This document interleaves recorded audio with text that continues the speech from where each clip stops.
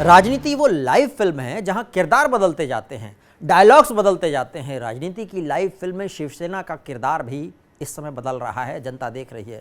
सिर्फ किरदार ही नहीं, डायलॉग भी बदल रहे हैं। शिवसेना नीत महाराष्ट्र सरकार के पर्यटन मंत्री आदित्य ठाकरे अपनी तीर्थ यात्रा पर्यटन पर अयोध्या पहुंचे। कहा कि हम श्री राम को मानते हैं। अपनी शायरी से चर्चित रहने वाले सामना के संपादक और सांसद संजय राउत अपने समर्थकों के साथ पहले ही पहुंच चुके थे अयोध्या। आदित्य को रिसीव करने कुछ इस अंदाज में कि प्रवासी नगर कीजे सब काजा, हृदय राख कौशलपुर राजा। शहर भर में आदित्य के स्वागत के पोस्टर बैनर लगे थे।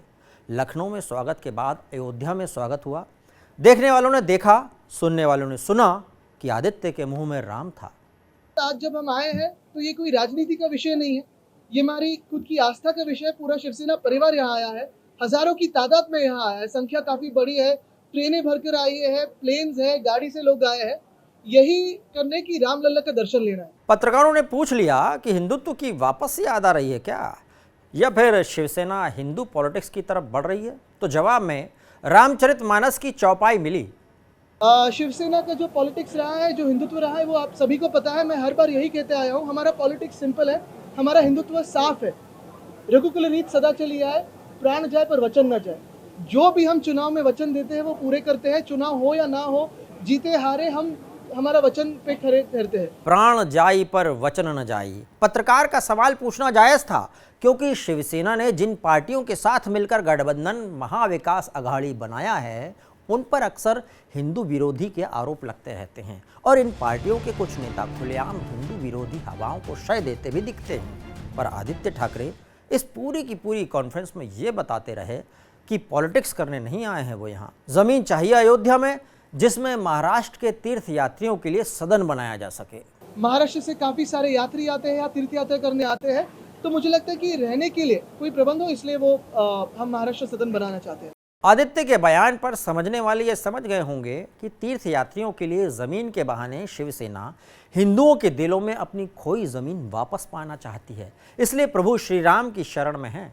लेकिन शिवसेना की रणनीति अभी भी लोगों को समझ नहीं आ रही। आदित्य ठाकरे बड़े ही सधे अंदाज में सवालों का जवाब दे रहे थे, इसलिए एक सवाल दागा गया कि ज्ञानवापी में आगे क्या करेंगे, तो जवाब ये मिला।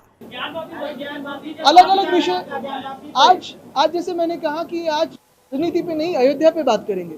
ओह, अब भी रणनीति क्लियर नहीं हो पाई कि शिवसेना हिंदुत्व के मुद्दे पर तो चलना चाहती है, लेकिन ज्ञानवापी पर अपना स्टैंड क्लियर नहीं कर रही। फिर शिवसेना ये भी कह रही है कि हम राम राज्य स्थापित करना चाहते हैं। ही समाजसेवेची भावना घेऊन आम्ही इथे आलेलो आहोत। देशात ज्यांचं पण सरकार असेल, इतर अनेक राज्यांमध्ये असेल, तिथे राम राज्य स्थापित व्हावं, ही आमची भूमिका आहे। राम राज्य स्थापित हो, आदित्य ठाकरे ने यही कहा। हमने यही सुना ना, राम राज्य स्थापित करना चाहते हैं। आदित्य ठाकरे ने यूं ही नहीं बोला होगा ये बात। राम राज्य स्थापित करना क्यों चाहते हैं? राम राज्य का मतलब तो बहुत बड़ा होता है, इसका मतलब तो हिंदू राष्ट्र भी होता है। फिर क्यों बोल दिया आदित्य ने? क्या उन्हें अपने गठबंधन वाली पार्टियों की चिंता नहीं है, या फिर अंदर खाने कुछ और चल रहा है, या ये कहें कि राम राज्य की कोई अपने हिसाब की ही परिभाषा गढ़ ली है शिवसेना ने? हम यूं ही नहीं कह रहे। अयोध्या आने से पहले ही अयोध्या के संतों द्वारा आदित्य ठाकरे के विरोध करने पर ये कह रहे हैं।